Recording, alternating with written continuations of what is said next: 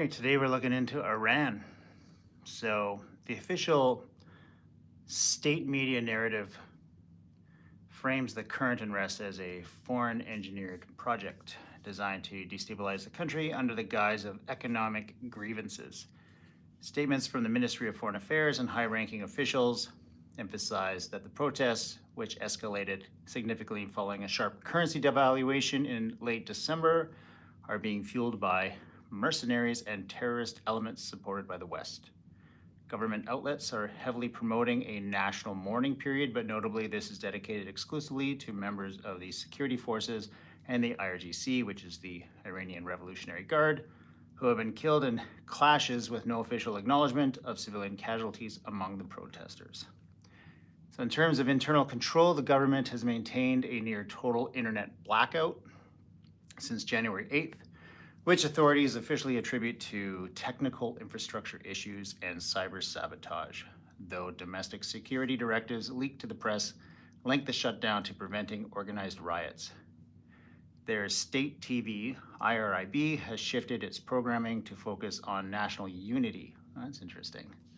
Rallies and reports of declining blood bank supplies, which they urge loyalists to replenish. Meanwhile, the military leadership, including the IRGC ground forces, has issued stern warnings of a decisive response to any further miscalculations by foreign actors, signaling a transition from police-led crowd control to a full-scale military security posture in major cities like Tehran, Mashhad, and Isfahan. That's interesting where they say reports of declining blood bank supplies. I mean, that only happens if you're going to have, somebody requiring blood transfusions. Wow. Let's see what the Israelis are looking at.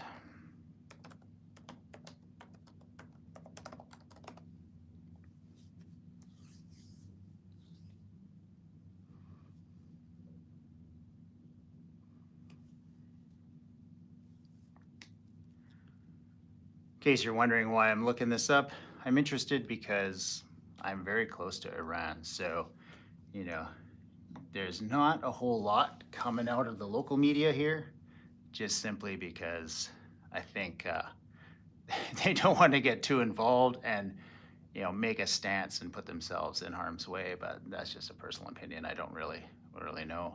So the Israeli government's official stance is one of cautious solidarity. Prime Minister Benjamin Netanyahu, in his recent cabinet remarks on January 11th, explicitly praised the immense bravery of Iranian citizens. I wonder how much influence the Israelis have had in the uprising. They've stated that Israel identifies with the struggle for freedom, which is also interesting considering how much they don't like the Palestinians trying to have their own freedom.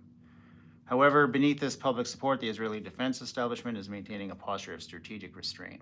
Reports from military analysts indicate that Israel is deliberately avoiding overkinetic action during this peak of unrest.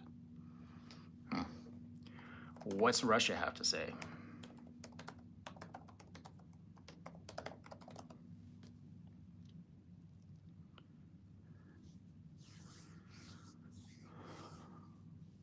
So the Russian government has taken staunchly pro-regime stance. Of course, they're allies, right? So they're going to be in favor of keeping the regime in power, especially since they're buying weapons from Russia. They characterize the unrest as subversive external interference orchestrated primarily by the United States. Following U.S. President Donald Trump's public encouragement of the protesters on January 13th, the Russian Foreign Ministry issued a sharp warning that any attempt to use domestic instability is a pretext for foreign military intervention. Similar to the strikes seen in June of 2025, which had disastrous consequences for global security. I agree. That was disruptive for the whole region when you have missiles flying overhead, especially considering how much importance there is on this region.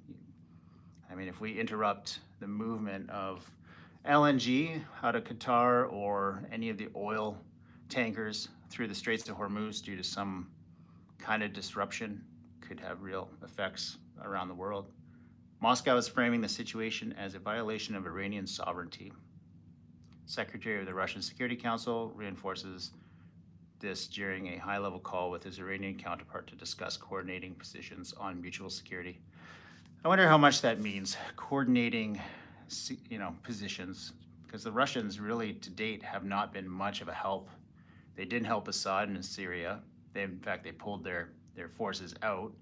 They didn't help in Venezuela. They gave, some words of solidarity, and now they've called Iran. So I wonder what the Iranians think of that, if it's like, hey, thanks for your help or not.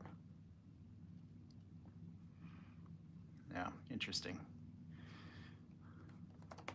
I wonder what China says. The major actors. After this, we'll get into some of the local regional governments, like Qatar, Bahrain, Saudi Arabia, maybe Kuwait, and Iraq. I guess Iraq's kind of a major one because they're right on the border, and there's been a lot of Iranian influence into that region, trying to stabilize it. China's official narrative, they emphasize national stability and sovereign integrity. Beijing has consistently characterized the situation as an internal Iranian matter and has issued sharp rebukes against external interference. And I wonder if the Americans do go in there, as President Donald Trump has stated, what that would mean for, if they did manage to overthrow a government, what that would mean for acceptance of that new government. I wonder if the Iranians or the Persians around the world even want that. So if there's any Persians on here, or any Iranians, do you want regime change? All we're hearing in the West and social media is about these protesters and how the regime is, hurting those protesters. But I wonder how true that is. There's always two sides. You've got, you've got the Western media, which has their political propagandist arm, and they're going to have a certain narrative, and then you're going to have everybody else, the allies. It'd be nice to find some kind of neutral party that was unbiased and could give an opinion, especially if there's Persians out there, people that maybe left Iran, went to the United States or Europe or Canada and have a voice that they'd like to have. Let's see what some of the closer nations have to say. Qatar, they right along this, very close, or within 100 kilometers. So Qatar is currently operating in a state of high diplomatic and military alert, positioning itself as the primary bridge between Tehran and the West. Officially, the Qatari government, through Prime Minister Sheikh Mohammed bin Abdulrahman Al Thani, has reaffirmed its backing for all de-escalation efforts, emphasizing that any military miscalculation would have catastrophic consequences. Yeah, back in, June, when the missiles were flying overhead towards the U.S. military base, and then later the Americans attacking or killing the Hamas members here, it's kind of interesting to think what that means.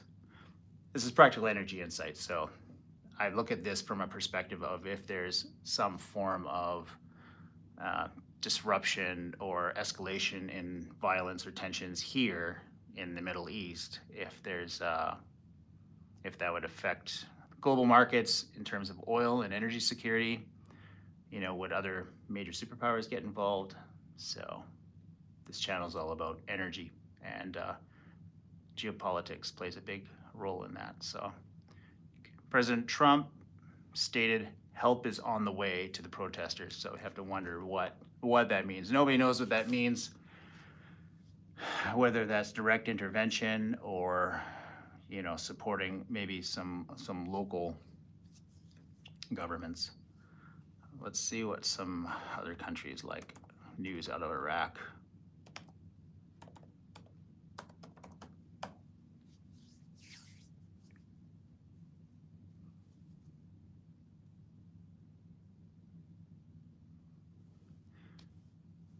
Foxy says, do you have any advice? Advice about what? It's interesting. For you, specifically. I'm not sure.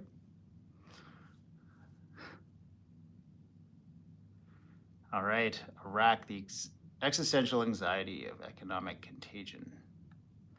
The Iraqi government is currently walking a diplomatic tightrope, viewing the chaos in Iran as a direct threat to its own fragile stability.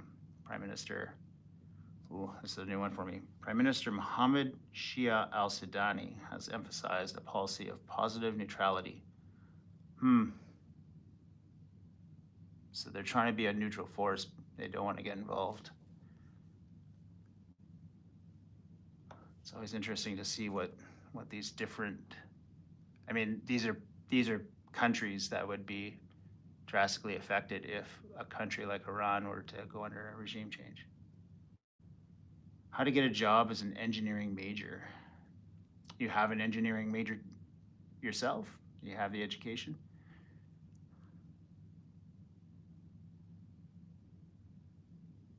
Control engineer. Well, control engineer is not my area of expertise. So would that be in like LNG, pipeline management?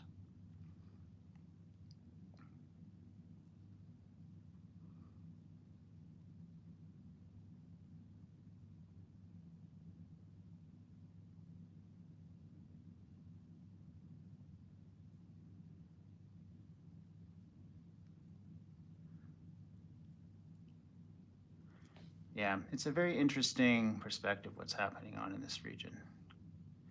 Let's try India, because they are a, kind of a neutral party. They still buy Russian oil, and they tend to try to distance themselves from any of this kind of nonsense. So. Oh, there you go. India is currently pursuing a policy of calculated distance, prioritizing the safety of its citizens. So again, this is all about what's happening in Iran, the protests, and how that's developing. So India's stance is basically to distance themselves from it. But they have advised a warning to the 10,000 Indian nationals in Iran. Only 10,000. That's surprising, because there's probably several million in the Persian Gulf that have basically built Dubai and Doha and Bahrain. So only 10,000 in Iran is an interesting number.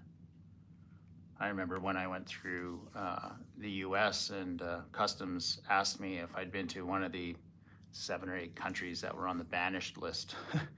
And I said no, but I asked what if I had been, because I was considering employment in Iran at the time. And they said, well, if you do that, then every time you go into the United States, you have to apply for a new visa, which would be a huge hassle. So I decided not to pursue that job. So if you're looking for work in the field as a control engineer, I presume you can apply for work at oil companies. Just be persistent. If you're gonna try and find work, try to hunt down who that HR manager is, direct your CV directly to them.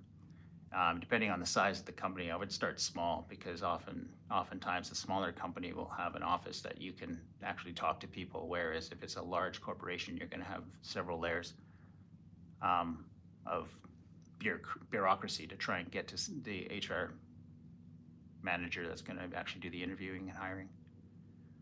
But also universities, if you are a major university, a lot of times big companies will offer they'll do like at the university recruitment, so that you can look for that. That may be a way to try and get some work.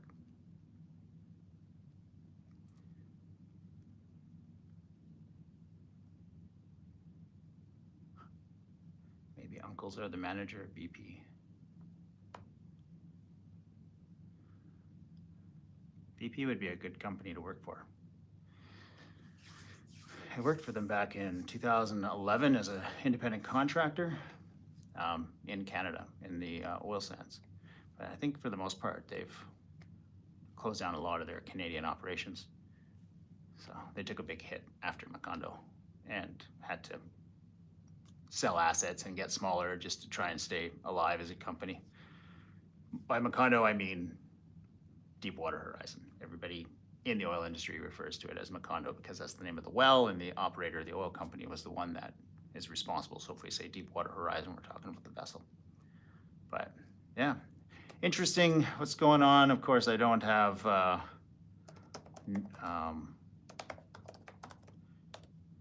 in likely outcomes in Iran. I'm not exactly sure. I would love to hear some Persian perspectives, but I really don't get a whole lot of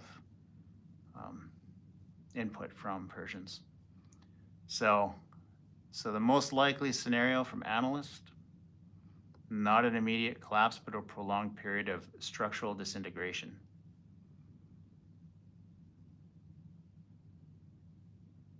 Yeah. The real has collapsed.